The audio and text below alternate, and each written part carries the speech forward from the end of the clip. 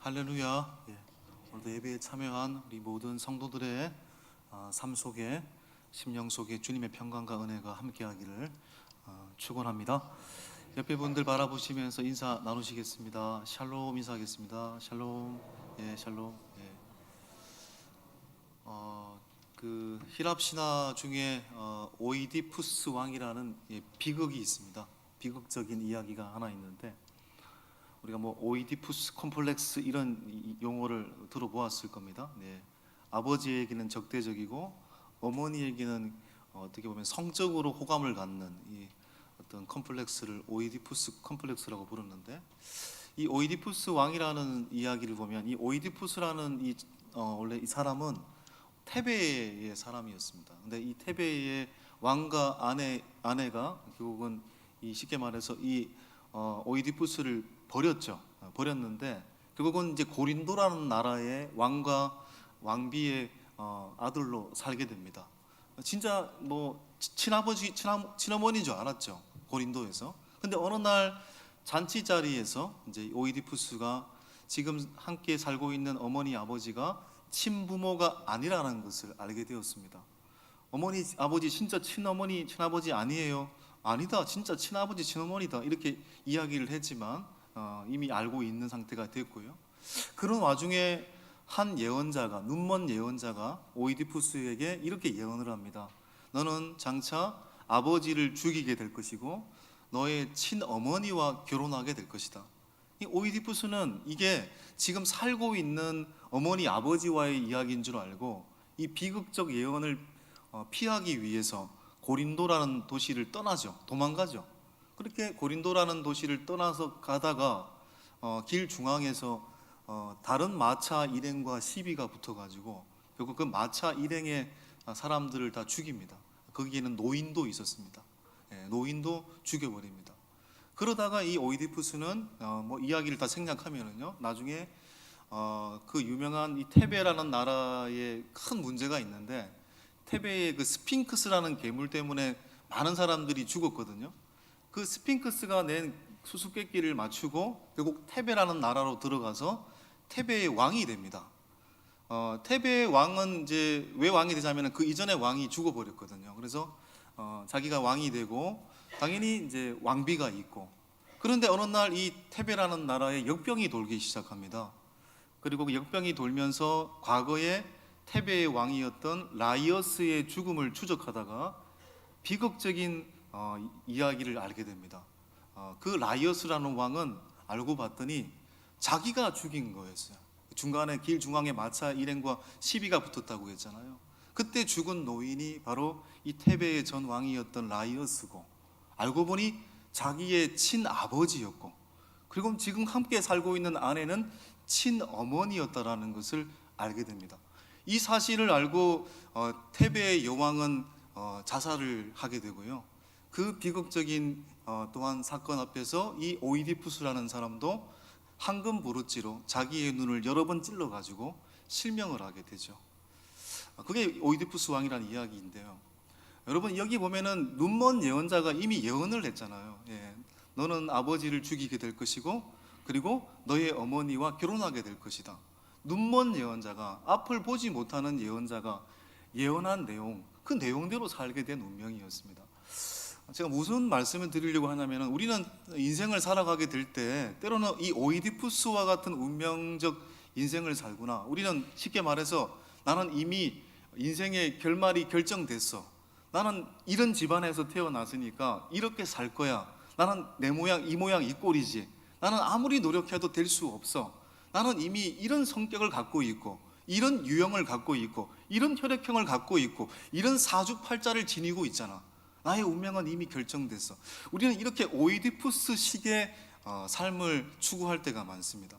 그건 안 믿는 사람들의 모습이죠. 우리는 하나님 믿는 사람들이잖아요.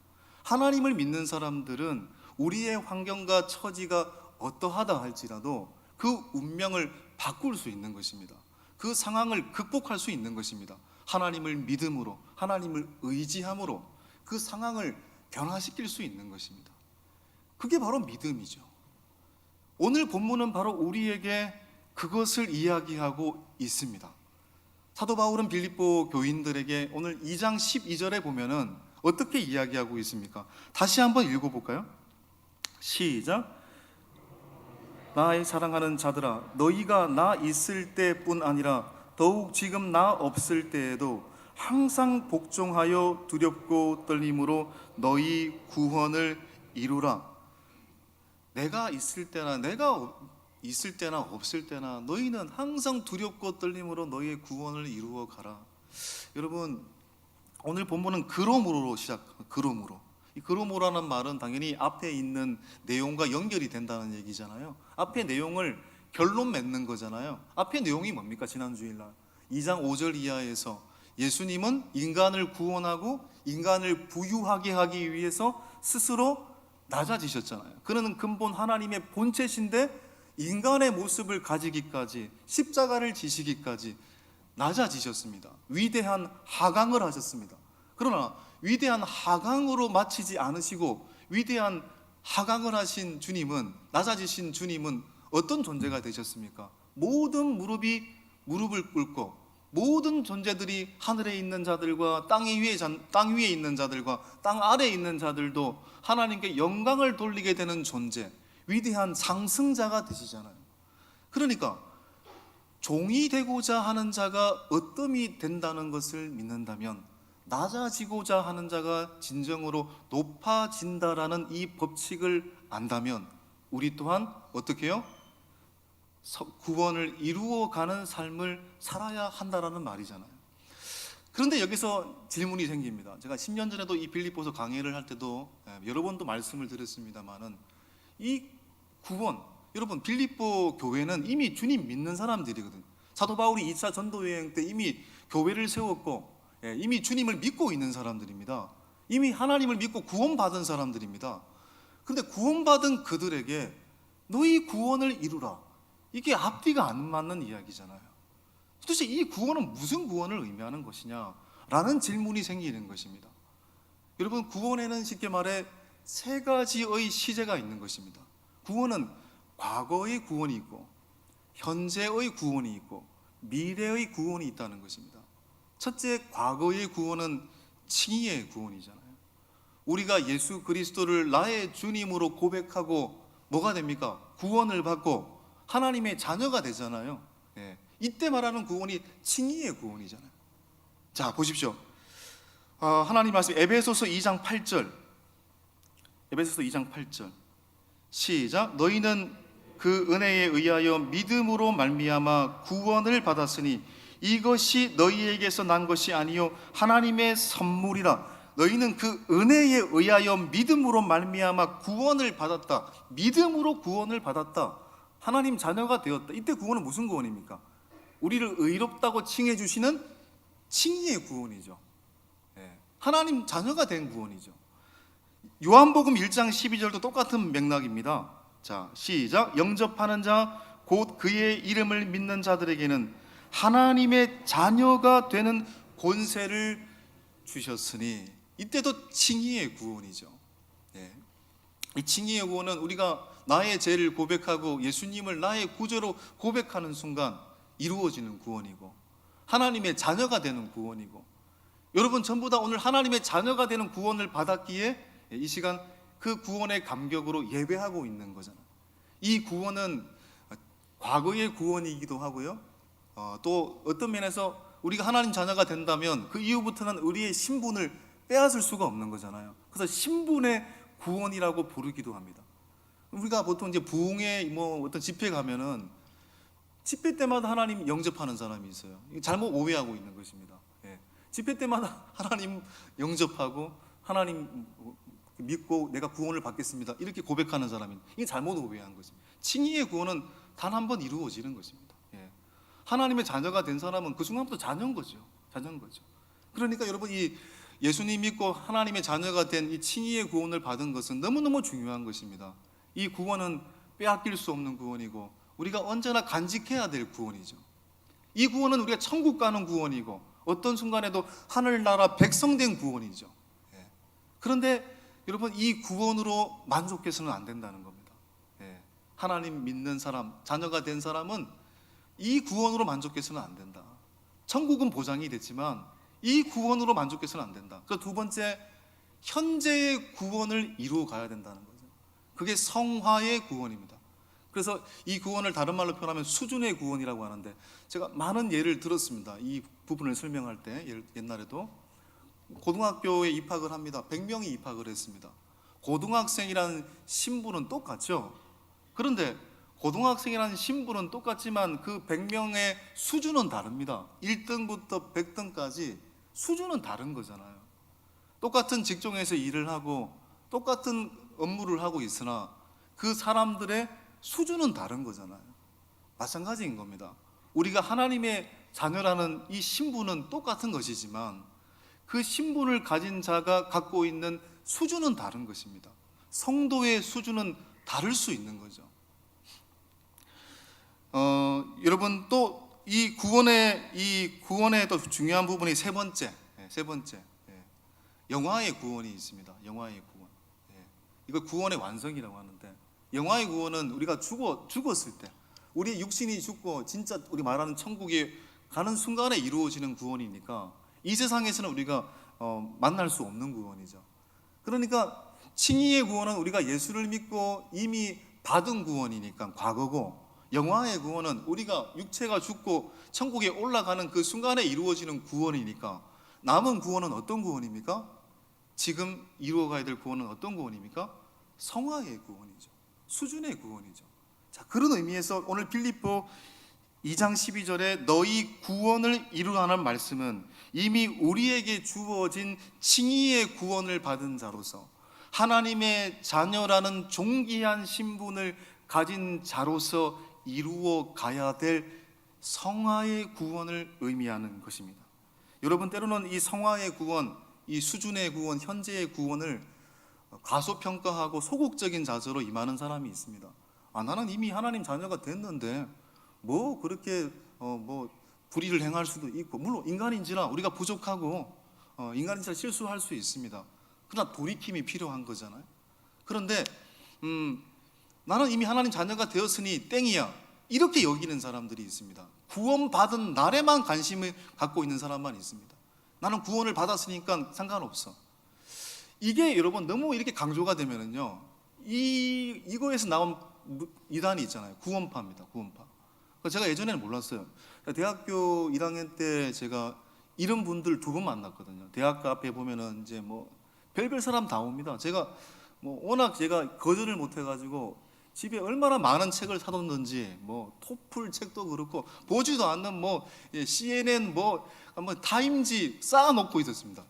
왜 그럴까요? 예쁜 자매들의 말에 제가 너무너무 현혹이 돼가지고 다 넘어갔습니다. 밥 사 먹을 돈도 다 바쳤습니다. 그러니까 이단도요, 처음에 이 구원파도 처음에는 오해를 했어요. 질문을 이렇게 던지더라고요. 당신 구원 받았습니까? 구원 받았죠. 그런데 몇 월 며칠이에요? 몇 월 며칠이더라? 그때 부흥회 때인가? 수련회 때인가? 또 얘기를 했겠죠? 몇 시에? 이렇게 묻더라고요. 몇 월 며칠 몇 시? 이 구원파죠. 이 구원파는 구원받은 날에만 관심이 있고 현재에는 관심이 없어요. 내가 구원받은 날에만 관심이 있고 지금 내가 회개하고 변화되는 것에는 관심이 없어요. 이게 구원파입니다. 여러분, 아마 그렇습니까? 구원받은 사람, 칭의의 구원을 받은 사람은 현재에 관심이 없어야 됩니까? 회개 없이 살아야 됩니까? 아니잖아요. 그러니까 아브라함의 이야기만 봐도 그게 아니다라는 것을, 이 구원이 세 가지의 시제로 이루어져 가고 있다는 것을 알게 됩니다. 여러분, 창세기 15장 6절을 한번 볼까요? 창세기 15장 6절. 자, 시작. 아브라함이 여호와를 믿으니 여호와께서 이를 그의 의로 여기시고. 중요한 거죠. 아브라함이 하나님을 믿었습니다. 다시 한번 오늘날로 표현하면 예수님을 영접했습니다. 나의 주님으로 고백했습니다. 그랬더니 하나님은 그의 고백과 믿음을 의로 여기셨다. 그 믿음으로 그를 구원했다는 얘기잖아요. 다시 말해 이 순간 아브라함은 칭의의 구원을 받은 거죠. 하나님의 자녀가 되었다라는 것을 아브라함이 알게 됐다라는 겁니다. 이제 난 하나님의 자녀야.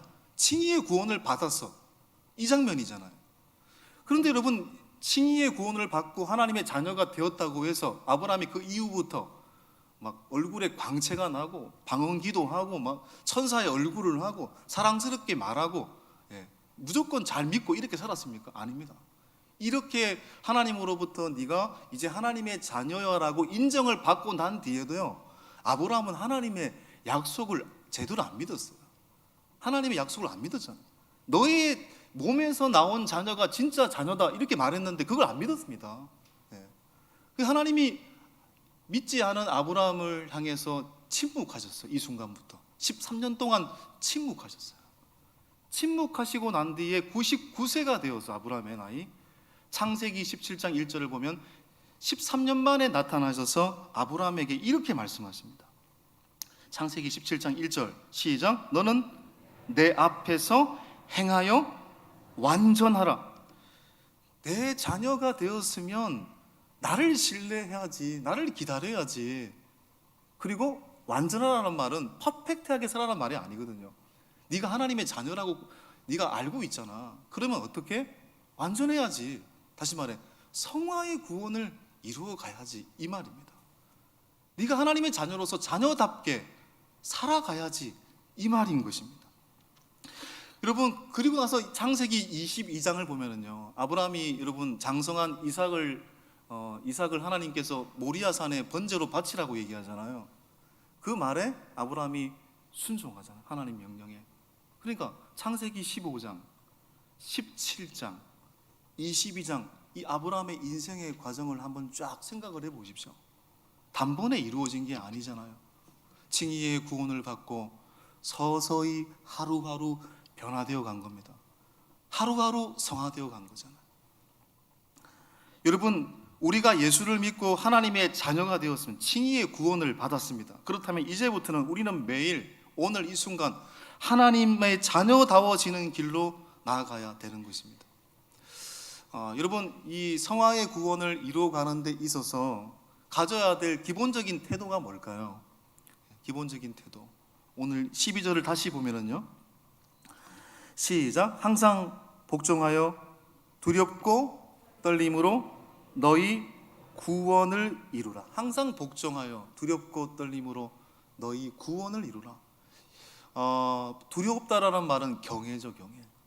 떨림이란 말은 여러 번역 다 찾아보니까 이게 사랑이라는 말로 해석할 수 있더라고요. 우리가 어떻게 성화의 구원을 이루어가야 하느냐? 경외하는, 하나님을 경외하는 마음으로, 그리고 하나님을 사랑하는 마음으로 성화의 구원을 이루어가야 한다. 그러면서 그 다음에 나오는 구절이 뭐냐면요, 13절을 보시면은요, 13절만 보겠습니다. 시작. 너희 안에서 행하시는 이는 하나님이시니 자기의 기쁘신 뜻을 위하여 너희에게 소원을 두고 행하게 하시나니. 너희가 두렵고 떨리면 너희의 성화의 구원을 이루어가라. 13절에 항상 너희 안에서 행하시는 이는 하나님이시니. 근데 이 12절 13절에는요 중요한 말이 빠져 있어요. 한글 성경에는 없습니다. 헬라어 직역 성경을 보니까 왜냐하면이라는 단어가 등장하더라고요. 이게 히브리어로 가르라는 단어인데, 왜냐하면 정말 중요한 단어입니다. 왜냐하면 한번 연결해서 읽어볼까요? 시작. 항상 복종하여 두렵고 떨림으로 너희 구원을 이루라. 왜냐하면 너희 안에서 행하시는 이는 하나님이시니 자기의 기쁘신 뜻을 위하여 너희에게 소원을 두고 행하게 하시나니. 무슨 얘기입니까? 칭의의 구원은 전적인 하나님의 은혜잖아요. 그렇죠?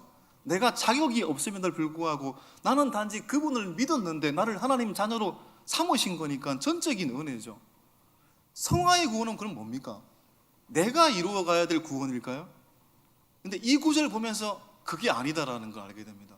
성화의 구원도요, 우리 안에서 소원을 두고 행하시는 하나님이 이루어 가신다는 의미입니다.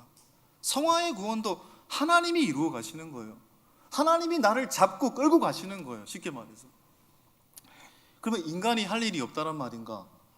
하나님이 다 이루어 가시면 인간은 할 일이 없다는 말인가? 여러분, 이렇게 한번 얘기를 해보겠습니다. 어떤 사람이 구덩이에 빠져 있습니다. 늪에 빠져 있다고 가정을 해봅시다. 늪에 빠져 있으면 사람이 빨려 들어가잖아요. 그런데 나중에 내 힘으로 나올 수가 없겠죠. 온 힘을 쏟아도 나올 수가 없잖아요. 예. 내 힘으로는 도저히 그 늪에서 구원받을 수가 없잖아요. 그런데 하나님이 나타나셔서 늪에서 빠져있는 나를 온 힘을 다해서 나를 건지시죠. 내 힘이 아니고 그분이 나를 완전히 당기셔서 내가 구원받았죠. 건짐받는 구원. 이게 칭의의 구원이잖아요. 그렇게 건짐받고 칭의의 구원을 받은 사람은 그 다음에 어떻게 삽니까? 예. 하나님과 함께 걸어가잖아요. 이게 지금 우리의 상태잖아요. 지금. 예. 지금 우리가 구원받고 하나님과 함께 동행한다고 얘기를 하잖아요. 이게 성화의 구원이라고 볼 수 있는데, 그런데 엄밀히 말하면 건짐받는 구원, 칭의의 구원을 받은 우리는 하나님과 동행하는 게 아니더라고요. 하나님의 등에 업혀가는 거더라고요. 하나님의 등에 업혀서 내가 살고 있는 거더라고요. 그러면 내가 할 일이 없겠네. 아닙니다, 여러분. 하나님의 업혀서 성화의 구원을 이루어가야 될 우리에게 해야 될 일이 하나가 있더라고요. 하나님의 등에 업혀 있는 우리는 그분의 걸음걸음을 의지하고 의뢰하며 살아야 된다는 겁니다. 예. 하나님을 의지하는 것, 그분이 걸어가시는 걸음걸음을 원망하지 않고 신뢰하는 것, 믿고 바라보는 것, 그게 우리의 유일한 몫이더라고요. 우리의 인생을 살아가면서 우리가 인생의 광야에서 강을 건널 때도 있고 높은 산에 올라갈 때도 있지만, 그럴 때마다 하나님의 등에 업혀서 가는 우리는 묵묵히 하나님의 그 걸음을 신뢰하고 의지하면서 오늘도 가야 한다는 겁니다. 그것이 우리가 이 성화의 구원을 이루어가는 사람들의 유일한 몫이더라고요. 무서운 강을 건너면 내려주세요. 또 어려운 일 만나면 나를 왜 이렇게 인도하십니까? 라고 원망하지 말고 하나님을 신뢰하면서 그분의 등에 바짝 붙어 있어야 한다는 것입니다. 그게 성화의 구원이에요. 그런 의미에서 여러분, 하나님의 등에 업혀서 성화의 구원을 걸어가는 사람에게 가지고 있어야 될 요구사항이 있습니다. 그게 뭘까요? 광야라는 인생길, 성화의 구원을 이루어가야 되는 인생의 과정이 광야라고 부르잖아. 이 광야와 같은 세상에서 우리가 가져야 될 마음가짐이 있더라고요. 그 다음 구절에 나와 있어요. 14절에 어떻게 해요? 모든 일을 원망과 시비 없이 하라. 원망과 시비 없이 걸어가라. 여러분, 우리는 어떻습니까? 생각해보면 조금만 어려우면 하나님을 원망하죠. 조금만 일이 안 되면 다른 사람에 대해 시비를 겁니다. 이스라엘 백성도 그랬어요. 이스라엘 백성이 애굽으로부터 400년의 압제로부터 구원을 받았죠. 그걸 뭐라고 부릅니까? 출애굽이라고 부르잖아요. 그게 칭의의 구원입니다. 그들의 힘이 아니라 모세를 통해서 하나님이 전적으로 그들을 건져주셨잖아요. 그 칭의의 구원입니다.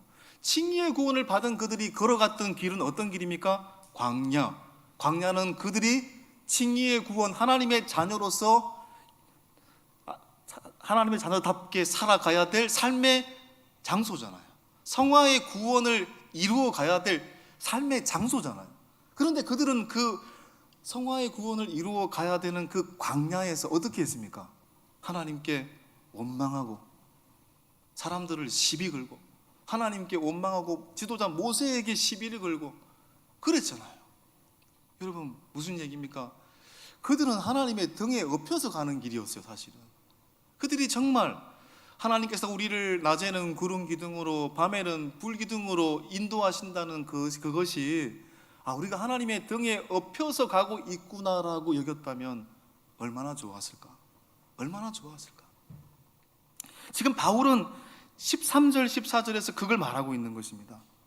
형제들이여, 예수를 믿고 신앙생활을 한 이후에도, 하나님 자녀가 된 이후에도 이유 없이 어려운 일을 당할 때도 있음을 압니다.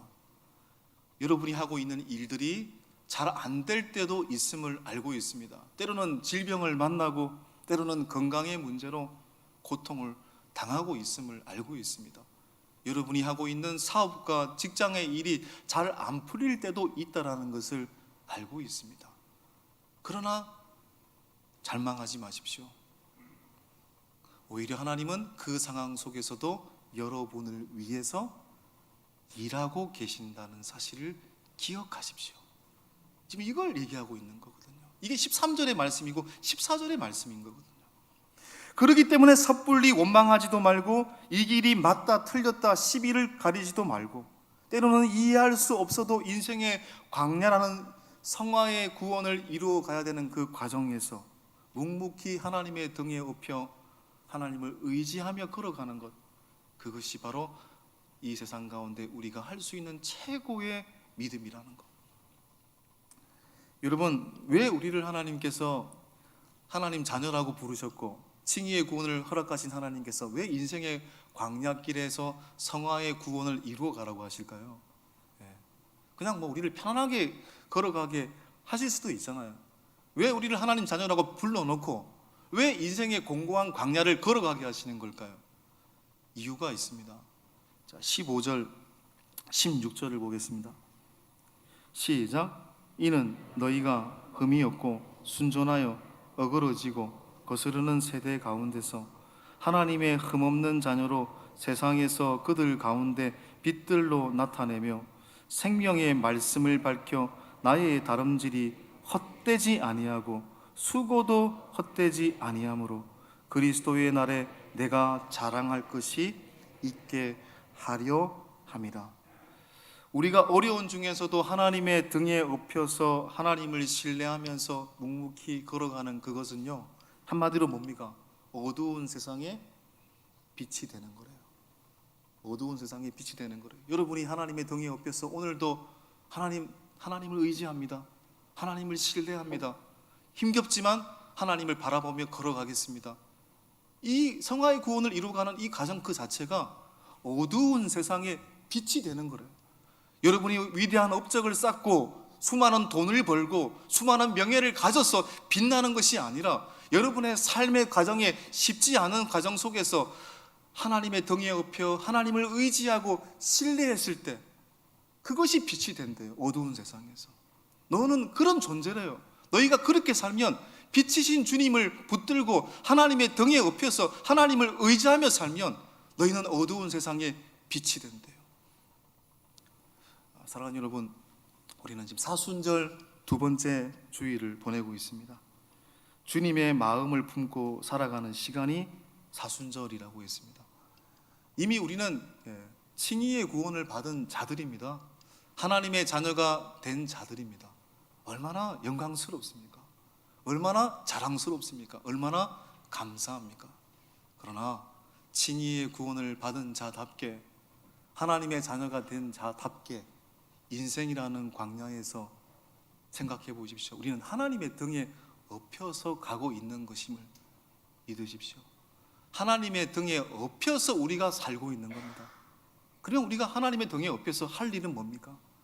그분의 걸음걸음을 신뢰하고 나를 얻고 가시는 그분의 계획을 의지하면서 걸어가는 것 아니겠습니까? 그것이 성화의 구원입니다. 이 성화의 구원을 아름답게 이루어 가셔서 어두운 세상에 빛이 된다라는 그 말씀이 여러분을 향한 말씀이라는 것을 깊이 깨닫는 거룩한 인생 살아가시길 주님의 이름으로 축원합니다. 이 시간 함께 말씀 기억하시면서 찬송가 304장 함께 찬양하겠습니다.